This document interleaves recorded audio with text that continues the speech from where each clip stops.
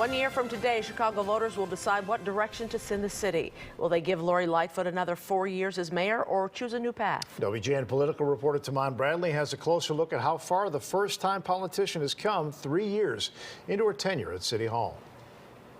Thank you, Chicago. A long-shot candidate makes history, winning all 50 wards to become Chicago's first black woman mayor. Together, we can and will finally put the interests of our people, all of our people, ahead of the interests of a powerful few. Lori Lightfoot campaigned promising sweeping reform, but 1 year before the next mayoral election, much of Lightfoot's lofty agenda has not been implemented. A former U.S. attorney and head of the Chicago Police Board, Lightfoot billed herself as an expert in public safety. We can and we will make our streets, all of our streets, safe again.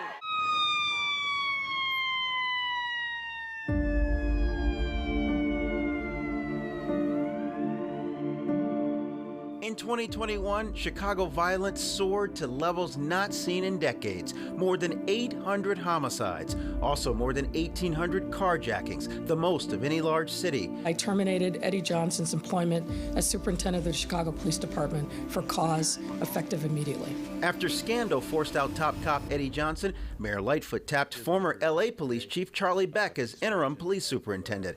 After a few months, she made her permanent pick, former head of the Dallas Police Department, David Brown. To address rising violence, Lightfoot and Brown declared war on gangs. Gangs are out of control in this city, and we're going after them to hold them accountable. Brown has shifted strategies multiple times, including creating a team of roving citywide officers, only to later move some of them to neighborhood beats. All of this while CPD slowly inches toward court-ordered reforms. Lightfoot has worked with City Council to increase public safety spending. In all, more than $1 billion to combat poverty and violence. I've never seen the amount of money being invested into services like this in decades, since the Harold Washington days. Mayor Lightfoot was not available to take our questions for this story, but her office provided us with Frank Perez. Perez is the leader of violence intervention and prevention services at UCAN. He says it's not fair to blame Mayor Lightfoot for the uptick in violence. People blame the easiest person that they can blame. This didn't happen overnight. This didn't happen on her watch. This was years in the making, years of all the isms that are out there, the isolationism, right? The high rates of unemployment, the high dropout rates, the high rates of people self-medicating. Alderman Anthony Beal is one of Lightfoot's fiercest critics. No matter which way you slice it or dice it, the murder rate has been climbing rapidly since her administration has taken over. When you look at all the top leadership that has left, we had a lot of expertise here in the city, and they have since left. And when you see even the rank and file are all leaving. Lightfoot promised to reinvent city government. I campaigned on change, you voted for change, and I plan to deliver change to our government.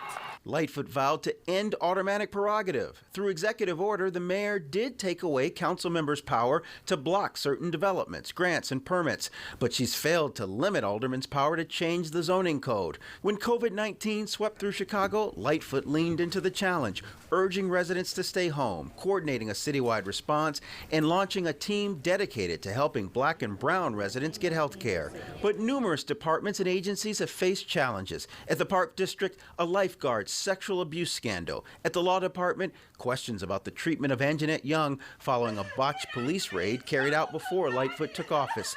The mayor's response to various emergencies angered residents, whether it was the rioting and looting.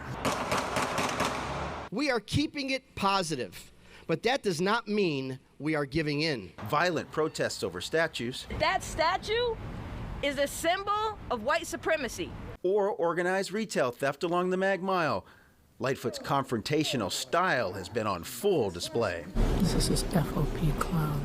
Multiple council meetings have descended into chaos. At one meeting, cameras captured this heated discussion between Lightfoot and Alderwoman Jeanette Taylor. There's no reason that we should disrupt school with a strike. There's no reason for it. In 2019, a labor dispute with the Chicago Teachers Union led to a 14-day strike. This year, teachers walked out again over COVID safety protocols. As a candidate, Lightfoot supported an elected school board, only to change her mind when Springfield unveiled plans to create a 21-person board. The proposal passed the legislature, and Governor Pritzker signed it into law over Lightfoot's objections. Staff turnover is common in government, but critics say Lightfoot has been slow to name replacements. The mayor has a very aggressive leadership style. The mayor pledged transparent governance, but her administration at times has limited access, like when she only talked to black journalists to mark her second anniversary. We can and will make Chicago a place where your zip code doesn't determine your destiny.